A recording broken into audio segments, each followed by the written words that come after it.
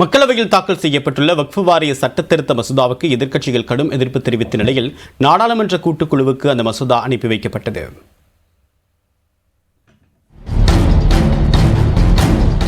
வக்ஃப் வாரிய சட்டத்திருத்த மசோதா மக்களவையில் வியாழக்கிழமை தாக்கல் செய்யப்பட்டது. இதனை நாடாளுமன்ற விவகாரங்கள் துறை மற்றும் சிறுபான்மையினர் நலத்துறை அமைச்சர் கிரண் ரிஜிஜு தாக்கல் செய்தார். இந்த மசோதா சிறுபான்மையினருக்கு எதிராக இருப்பதாக கூறி காங்கிரஸ், திமுக உள்ளிட்ட எதிர்க்கட்சிகள் கடும் எதிர்ப்பு தெரிவித்தன.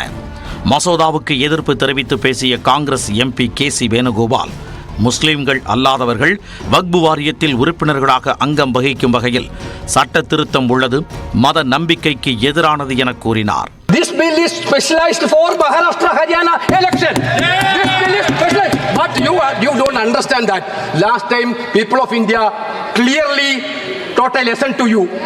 This type of divisive politics India people will not going to buy now. இதனைத் தொடர்ந்து மக்களவையில் பேசிய திமுக MP கனிமொழி, வக்ஃப் வாரியத்தில் மற்ற மதத்தினரை அனுமதிக்கும் சட்ட திருத்தத்திற்கு எதிர்ப்பு தெரிவித்தார். வக்ஃப் வாரிய திருத்தச் சட்டம் இஸ்லாமியர்கள் மற்றும் சிறுபான்மையினருக்கு முற்றிலும் எதிரானது எனவும் கனிமொழி குற்றம் சாட்டினார். The bill allows non-Muslims to be a part of the workforce.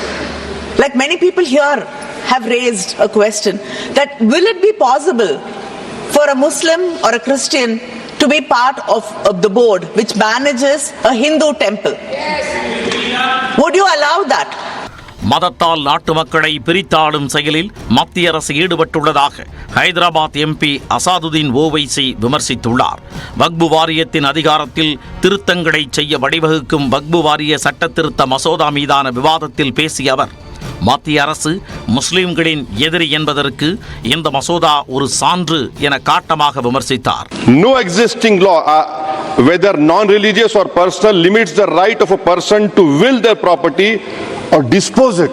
But what you are doing over here, a Hindu can give through will his complete property to his daughter or son. I as a Muslim cannot do. I can only give 1/3. But what you are doing, I can gift, but I cannot give it in the name of Allah subhanahu wa ta'ala.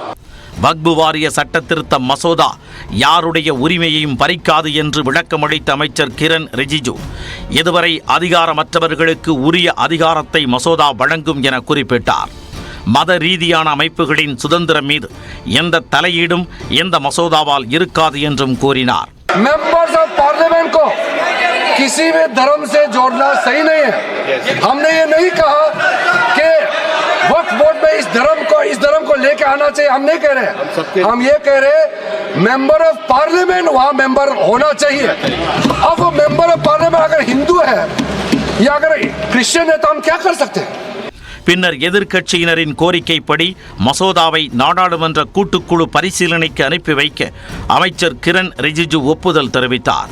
இதனிடையே வக்ஃப் சட்டத்தில் மத்திய அரசு கொண்டு வந்துள்ள திருத்தங்கள் சிறுபான்மை முஸ்லிம் சமூகத்தினரின் உரிமைகளை பறிக்கும் வகையில் உள்ளதாக அதிமுக பொதுச் செயலாளர் எடப்பாடி பழனிசாமி கூறியுள்ளார்.